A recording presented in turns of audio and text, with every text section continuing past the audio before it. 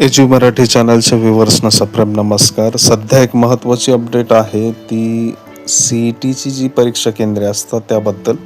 बऱ्याचदा असं होतं की मुलांचा अभ्यास एका बाजूला सुरू असतो आणि एका बाजूला दुसरंच टेन्शन सुरू असतं, ते म्हणजे आपलं परीक्षा केंद्र कुठे येणार.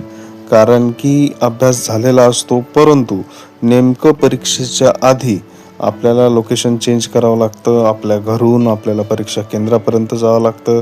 ते अत्यंत अनोळखी ठिकाणी जर असेल तर नेमकं जायचं कसं काय, या सगळ्याच गोष्टींनी अभ्यास राहतो एका बाजूला आणि मात्र ह्या गोष्टींमध्ये आपला वेळ वाया जाण्याची किंवा पॅनिक सिच्युएशन क्रिएट होण्याची शक्यता असते. त्यामुळे एक महत्त्वाची अपडेट येत आहे, ती संपूर्ण CET परीक्षा केंद्रे आता कशा प्रकारची असणार आहे, कोणत्या परीक्षा केंद्रांवर बंदी करण्यात आली, हे आपल्याला आता या संपूर्ण व्हिडिओमध्ये बघायचं आहे.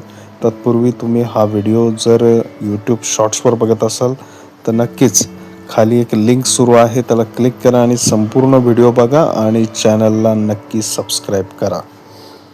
विविध व्यावसायिक पदव्युत्तर अभ्यासक्रमांच्या प्रवेशासाठी घेतल्या जाणाऱ्या CET परीक्षांसाठी पुढील वर्षीपासून राज्याबाहेर केंद्रे न देण्याचा निर्णय उच्च व तंत्र शिक्षण विभागाने घेतला आहे. राज्याबाहेर गैरप्रकार होत असल्याने हा निर्णय आता घेण्यात आलेला आहे. म्हणजे ज्या काही आपल्या CET असायच्या विविध पदव्युत्तर अभ्यासक्रमापूर्वी प्रवेश प्रक्रियेसाठी ज्या CET परीक्षा घेतल्या जायच्या, त्यांची काही केंद्रे ही राज्याबाहेर दिली जायची, परंतु तेथे काही ठिकाणी गैरप्रकार झाल्याच्या सूचना किंवा बातम्या आल्याने आता मात्र त्या परीक्षा केंद्रांवर बंदी घालण्यात आली किंवा आता इथून पुढे राज्याबाहेर परीक्षा केंद्रे दिली जाणार नाही. CETची राज्याबाहेर 9 केंद्रे होती. यापूर्वी MBA विद्यार्थ्यांकडून पैशाची मागणी करून हव्या त्या महाविद्यालयात प्रवेश मिळवून देण्याची हमी देणाऱ्यांना दिल्लीत अटक केली होती.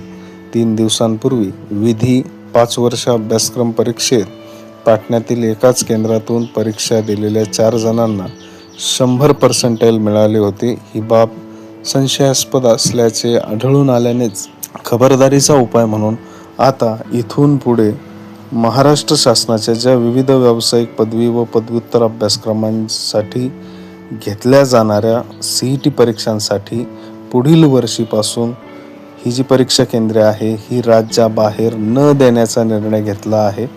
कारण की आपण त्या विद्यार्थ्यांच्या सोयींसाठी ही परीक्षा केंद्रे त्यांच्या राज्यामध्ये देत होतो, परंतु तिथे काही गैरप्रकार होत असल्याचे आढळून आले.